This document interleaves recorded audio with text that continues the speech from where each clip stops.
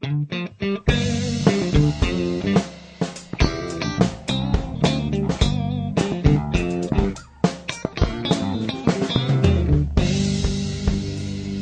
for Common Ground Indonesia mempersembahkan drama radio Pemimpin Super, Suara Perempuan. Ini zaman sudah berubah, perempuan bebas berekspresi, menggapai semua cita-cita, dan bahkan menjadi presiden. Kini zaman memang sudah berubah, biarkan perempuan berkreasi tentang keadaan di negeri ini, biarkan perempuan bersuara. Saudara, kembali kita berjumpa lagi dalam Pemimpin Super, Suara Perempuan.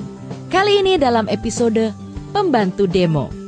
Dan saat ini komunitas Kedai Suara, tempat para pembelajar berkumpul, sedang merasa adanya sesuatu yang kurang, sesuatu yang membuat mereka merasa kehilangan. Ups, Pak Sanggah, kemana laki-laki itu selama beberapa hari ini ya? Motor tuanya juga tidak kelihatan. Celoteh dan selorohnya yang kadang nyelekit juga tidak terdengar. Kemana ya beliau? Nah, mereka merasa ada sesuatu yang tidak biasa. Sesuatu yang kurang karena ketidakhadiran Pak Sanggah. Telah berhari-hari tokoh paling berwarna di komunitas Kedai Suara ini tidak terlihat datang atau juga berkumpul. Sehingga warga komunitas berencana menjenguk Pak Sanggah.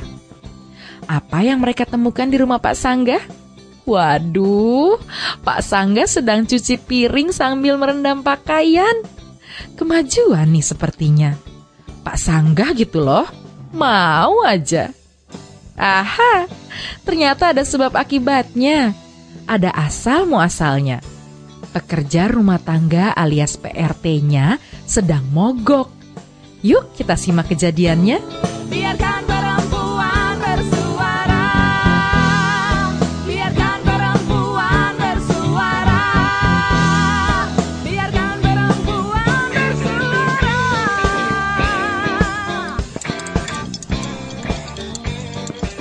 Ayo, pada diminum silakan. Loh, ayo silakan diminum. Ayo diminum. Orang sudah dipesan kok malah tidak diminum. Nah, nanti saya minum sendiri loh. Ayo silakan. Bu Suaraswati. Ya, Pak Bijak. Tampak ada yang aneh dengan kedai ini ya. Berita televisi menghentikan obrolan mereka. Isinya tentang penggunaan istilah penyandang cacat yang diganti dengan istilah penyandang disabilitas karena istilah cacat tak lagi sesuai bagi mereka. Orang yang cacat nurani, koruptor dan penjual negara, toh juga tidak bisa disebut orang cacat kan? Begitu juga dengan istilah pembantu yang dulunya babu, sekarang sudah disepakati dengan sebutan pekerja rumah tangga. Jadi tidak ada lagi sebutan pembantu. Dan sebagai pekerja rumah tangga, mereka berhak mendapatkan asuransi, hak cuti, dan juga perlindungan hukum. Tuh, dengar TV. Jangan nyebut penyandang cacat, tapi penyandang disabilitas. Jangan sebut pembantu, tetapi sebut pekerja rumah tangga. Iya, betul itu Pak Bijak. Harus dibiasakan menyebut babu atau pembantu dengan pekerja rumah tangga. Keren juga ya. Kita tadi kan lagi bingung kok kedai ini terasa aneh ya. Jangan-jangan ini karena Pak Sanggah jarang muncul di kedai kita ya? Saya semula juga berpikiran begitu, Bu. Tapi gengsi saya. Gengsi? Iya dong. Orang yang biasa kita jengkeli kok kalau tidak muncul kita kangen itu loh. Pak Bijak ini kok aneh. Sayang pada teman, kangen pada sahabat, tapi kok ya malu. Ya, tidak umum saja, Bu. Sesama laki-laki kok ya bilang kangen gitu loh. Oh gitu ya Pak ya. Ternyata Pak Bijak ini tidak cukup ekspresif ya. Begitulah Bu, memang laki-laki. Bilang sayang sama anak-anaknya saja agak susah loh, Bu. Loh, jadi bagaimana cara menunjukkan kalau Pak Bijak sayang sama anak-anak? Ya ada toh, Bu. Misalnya dengan mengajaknya bermain, membuatkannya mainan, makan bersama di tempat-tempat yang dia pilih gitu loh, Bu. Oh, keren juga ya. Tapi secara omongan mengatakan Bapak sayang sama kamu itu juga harus sering dong, Pak. Wah, sayangnya tidak, Bu. Kok ya gimana gitu, Bu? Ya, sudahlah. Memang cara mengungkapkan sayang itu kan bermacam-macam. Karena bahasa cinta orang itu kan juga macam-macam. Wah, apalagi nih, Bu? Bahasa cinta. Iya, begini loh Pak. Ada orang yang merasa disayang kalau dia dihadiahi sesuatu. Seperti anaknya, siapa itu? Bu Sinta, tamu kita yang kemarin itu loh. Dipeluk, dibawa jalan-jalan, atau dipuji seperti apapun, dia masih saja merasa belum disayang kalau belum diberi atau dibelikan sesuatu. Oh iya Bu ya. Terus? Ada yang bahasa cintanya didengerin. Mau dikasih apa saja, kalau omongannya nggak didengerin dengan serius, nggak disimak dengan sungguh-sungguh, dia akan merasa tidak dicintai. Yalah. Ada lagi yang bahasa cintanya diladenin. Nah, kebanyakan pria berbahasa cinta seperti ini nih. Kalau belum diladenin, rasanya masih belum dicintai istri. Oh iya. Meskipun si istri sudah seharian penuh ngurusin rumah tangga. Bu Suara sini bisa saja, Bu. Ada lagi loh Pak, yang baru merasa dicintai kalau dia ditemani. Nah, kebersamaan bagi dia itu sangat penting. Oh, yang namanya mangan ora mangan kumpul itu ya, Bu? Ya, pokoknya gitu deh. Iya. Biar dihadiahi apapun, diladeni seperti apapun, kalau tidak ditemani, ditunggui, rasanya ya masih kurang saja. Weleh. Terus ada nih yang baru merasa disayang kalau dia diberi pujian. Oh. Disenangkan hatinya dengan kalimat-kalimat manis gitu loh Pak. Oh, wah. Ngobrol sama Bu Suaras enak bener ya. Bisa tahu banyak. Masih ada lagi nggak, Bu? Antusias toh Pak Bijak Iya, Bu. ini. Nah, ini yang biasanya dilakukan orang Pak, yaitu dengan sentuhan, Wih, juga dengan dekapan atau pelukan. wah. Mbok sudah diladeni, dibelikan hadiah, ditemenin, atau bahkan didengerin dia ngomong apa saja. Kalau tidak ada sentuhan, pelukan, atau dekapan, baginya kita belum sayang sama dia. Gitu toh, Bu. Wah, menarik ini. Menarik. Pantes ya anakku si Yudi maunya di bangku dan senang sekali kalau aku tepuk-tepuk pundaknya, Bu. Biar aku ndak pernah bawa oleh-oleh pun, dia kelihatan gembira. Bisa jadi memang bahasa cintanya lain ya, Bu ya. Oh ya, tadi kan kita sedang membicarakan Pak Sangga, Bu. Oh iya ya, kemana ya Pak Sangga ya? Apa dia, jangan-jangan Pak Sangga sakit? Atau kenapa ya Pak? Itu dia, Bu. Ada apa ya Pak Sangga ya? Apa Pak Sangga marah sama kita-kita ini? Mungkin ada soal yang menyinggung hatinya barangkali Pak. Iya, Bu. Jangan-jangan saya juga sering kelewatan sama dia, Bu. Ketimbang berspekulasi begini, Mbok sudah ditelepon saja. Punya nomornya kan? Ya, punya sih punya, Bu. Tapi kan bukan itu masalahnya, Bu. Kalau cuma nelpon kan gampang. Lah ya sudah, kalau gampang ya telepon saja. Kenapa dibuat susah? Iya. Nganu, Bu. Saya takutnya kalau dia benar-benar tersinggung tanpa kita pernah menyadarinya, Bu. Ya makanya ditelepon saja. Baik, Bu. Saya coba ya. Pulsa Anda tidak mencukupi untuk melakukan panggilan. Isi dulu ya. Wah, lah ini masalahnya. Habis pulsa. Oh, jadi sudah jelas sekarang masalahnya. Kenapa nelpon saja kok susah. Bukan cuma susah, Bu. Tapi mustahil. Lah, memang pulsanya ndak ada, Ce. Payah. Nih, pakai ini aja nih. Pakai aku punya nih. HP ibu ini terlalu canggih. Bingung saya, Bu. Ide, ribet banget Pak Bijak ini ya. Berapa sih nomornya Pak Sangga? Sini saya yang teleponin deh. Berapa nomornya coba? Begini, Bu. Maksud saya, biar tetap saya saja yang telepon. Tetap dengan HP saya. Ibu cukup transfer pulsa saja ke HP saya, Bu. Gimana, Bu? Ide. Nih. Transfer pulsa berhasil. Sudah. Ayo sekarang Pak Sangga ditelepon. Siap. Nada tunggu, Bu. Maaf, kini gantian pulsa Pak Sangga yang tidak cukup untuk dipanggil. Jan, operatornya keren. Keren, Bu. Loh kok gitu sih? Masa nerima panggilan saja butuh pulsa? Aduh, tampaknya hanya ada satu cara, Bu. Apa itu? Kita bersama-sama ke rumahnya saja. Lengkap dengan semua anggota komunitas ini, Bu. Wah, ide menarik. Saudara-saudara, gimana kalau kita ke rumah Pak Sangga bersama-sama? Setuju ya? Ayo. Sip kalau gitu. Ayo, yang bawa mobil bisa ngangkut lainnya. Yang bawa motor pakai motor. Yang mau naik ojek, nanti ongkosnya... Bayar sendiri-sendiri. Oke. Kita berangkat. Ayo, kita berangkat.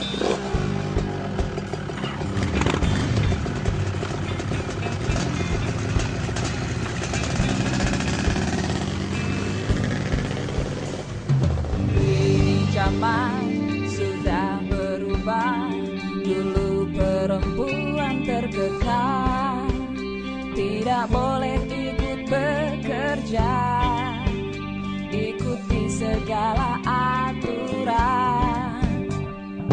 Kini zaman sudah berubah, perempuan bebas berekspresi, menggapai semua cita-cita, dan bahkan menjadi presiden.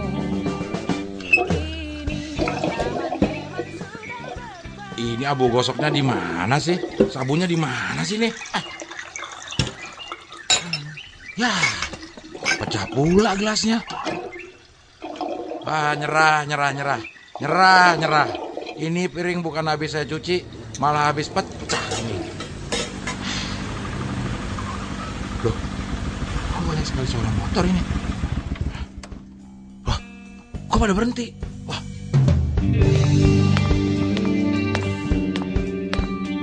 Permisi, Pak Sangga. Permisi. Pak Sangga, kami datang, Pak Sangga. Karena Pak Sangga tidak datang, makanya kami yang mendatangi. Ayo ya, semuanya masuk yuk. Ayo, masuk Pak, masuk, ayo. Aduh, gimana nih? Ini gimana sih? Pak Sangga. Iya, ini kok nggak kasih kabar kalau mau kesini, masih belepotan nih. Duh, saya masih bersih nih, Bu. Aduh, maaf ya nih. Aduh, saya jadi nggak enak nih berantakan teman-teman, agaknya Pak Sangga sedang sibuk bersih-bersih rumah nih. Ini sedang nyuci piring nih. Iya ya Pak Sangga ya? Ya nyuci piring, nyapu, nyuci pakaian, ya semuanya deh, Bu. Maklum, pembantu lagi nggak ada. Aduh, repotnya. Oke, semua nih ya bagi tugas sekarang. Yang sebagian nyuci piring, sebagian nyapu. Nah, sebagian lagi bantu mengurus ternak. Apa-apaan nih? Bu, jangan, Bu, jangan. Ayo, begitu terdengar apa-apa, langsung kerja ya. 1, 2, 3. Sebelah sana tuh. Disapu dulu, disapu. Gas, tenang aja.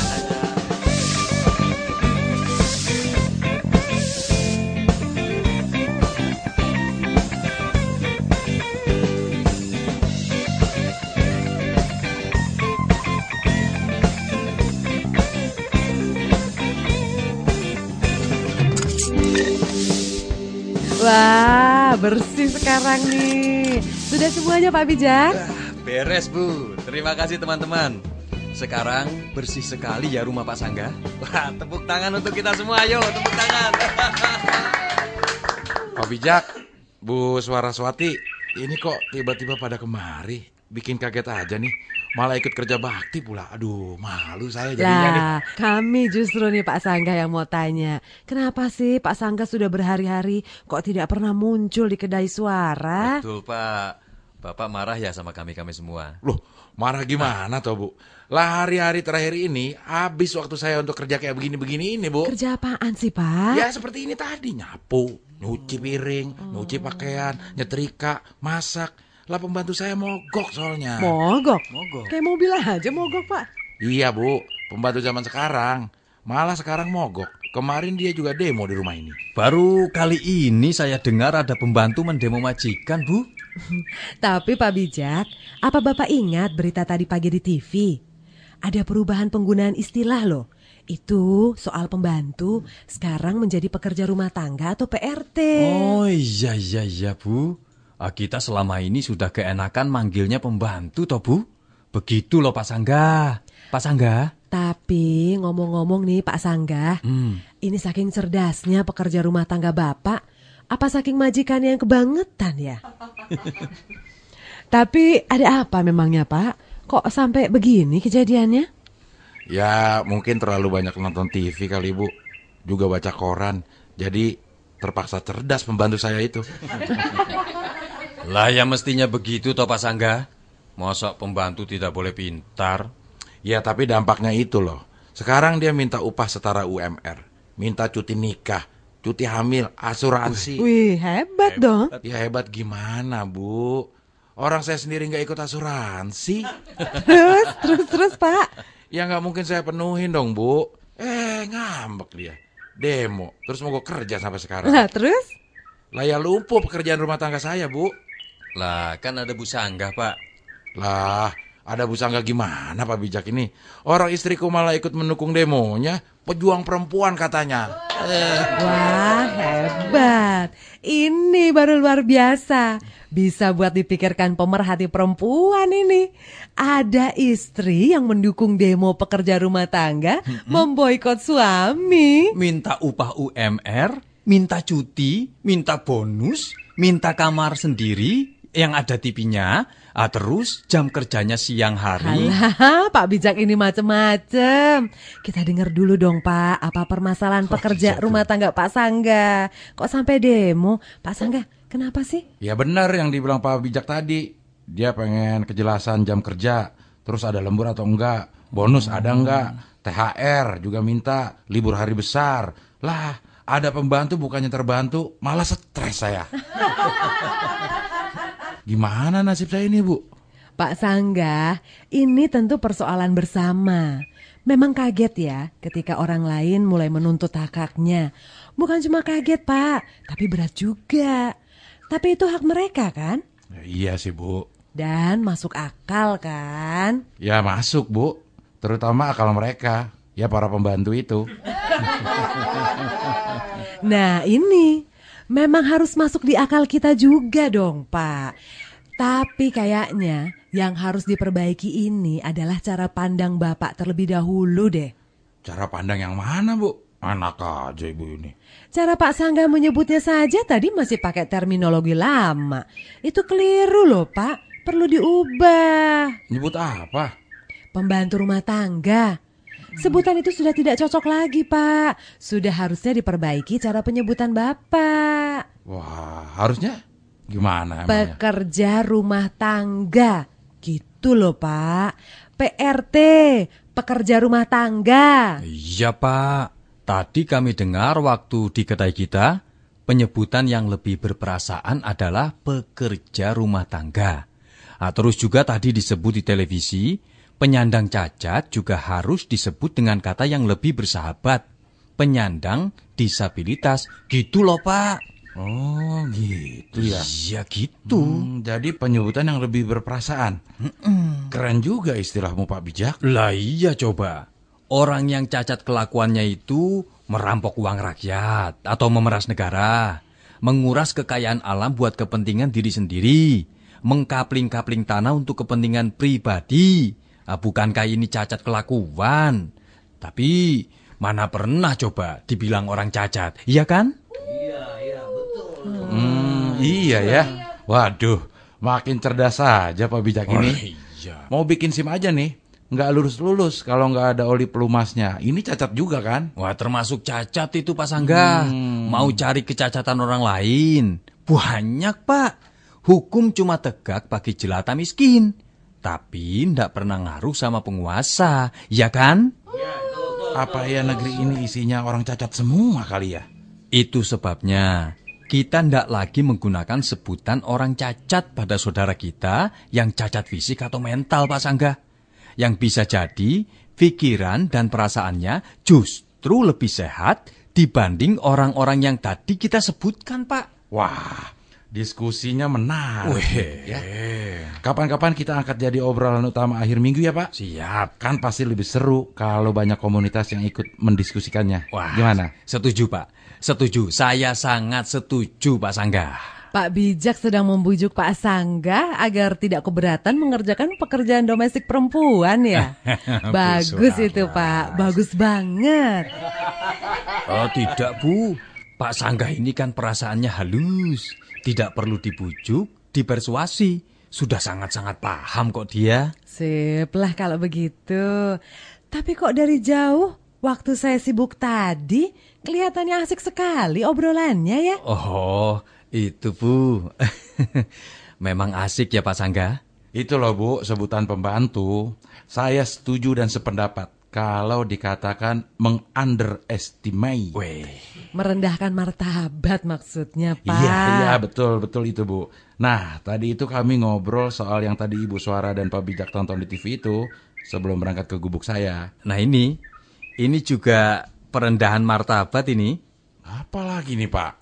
Apa maksudnya Pak Bijak ini? Menyebut rumah sendiri gubuk itu juga tidak benar toh, Pak. Itu meremehkan dan mengecilkan diri sendiri. Maksud Pak Sangga pasti hanya merendah, tidak ingin sombong. Gitu kan Pak Sangga? Ya, begitulah kurang lebih. Daripada saya nyebut istana, kan nanti saya termasuk orang cacat. Orang yang apa itu, Pak? Begini, Bu. Kami tadi ngobrol soal sebutan yang tadinya umum diganti gitu loh, Bu. Pantes Pak Sangga jadi agak-agak gimana gitu. Iya, merah kayak piting rebus. Kalau pembantu itu kan kesannya membantu, jadi hak-haknya terabaikan. Beda dengan pekerja, namanya juga bekerja. Nah, kan ada hak mereka.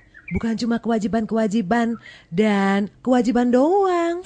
Pak Sangga ini usul, Bu. Topik menyebut status dengan perasaan ini kita angkat jadi bahasan kedai minggu depan, Bu Suaras. Boleh banget Pak. Bagus itu.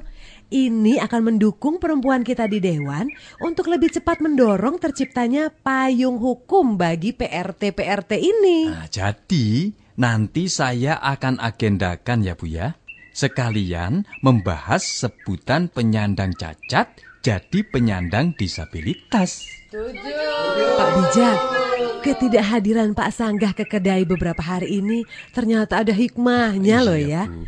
Bagaimanapun kejadian mogoknya pekerja rumah tangga Pak Sanggah membuat kita lebih tergerak untuk menyuarakan agar para pekerja rumah tangga perempuan itu mendapat pembelaan atas hak-hak mereka. Ingat ya, nyebutnya sekarang itu pekerja rumah tangga, bukan pembokat atau pembantu. Ingat kan berita di TV tadi? Iya. Berarti kita laporkan saja ke wakil perempuan di Dewan, Bu. Tuntutan pembantu, pekerja rumah tangga Pak Sanggah ini, Bu. Wah, nanti dulu Pak. Pekerja rumah tangga Pak Sanggah ini malah pejuang loh. Ia justru berjasa menyadarkan kita semua. Walah, orang saya mau pecat malah banyak pembelaannya. Ini gimana ini? Wah, kalau dia yang dipecat, bukan dia lagi yang akan mendemo Pak Sanggah. Malah kita semua loh. Baiklah bapak-bapak, teman-teman. Ayo sekarang kita kembali ke kedai. Ayo. Minum dulu kita.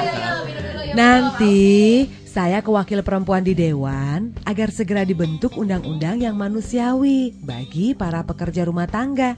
Termasuk ada standar UMR, ada kesempatan cuti, dan juga perlindungan hukumnya. Wah, saya setuju itu, Bu. Setuju.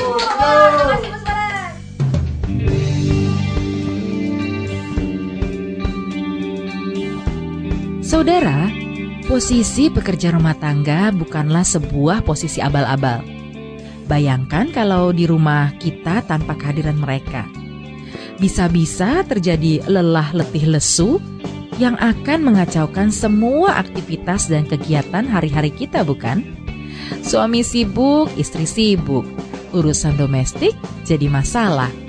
Ini kotor, itu kotor, makanan juga tidak tersedia, cucian yang bertumpuk, lantai yang berdebu, belum lagi anak-anak yang tak terurus. Wah, kalau mereka, para pekerja rumah tangga, begitu pentingnya bagi kenyamanan keluarga-keluarga, berarti perlu nih didiskusikan bagaimana membuat undang-undang yang membuat perlindungan hukumnya, kesempatan cutinya, atau juga nilai upah terendahnya. Kira-kira apa lagi ya yang kita temui di episode-episode berikutnya? Jangan tertinggal menyimak kejadiannya. Sampai ketemu di Pemimpin Super berikutnya. Perempuan harus bersuara, harus berdaya. Pemimpin Super, Suara Perempuan, dipersembahkan oleh Search for Common Ground Indonesia.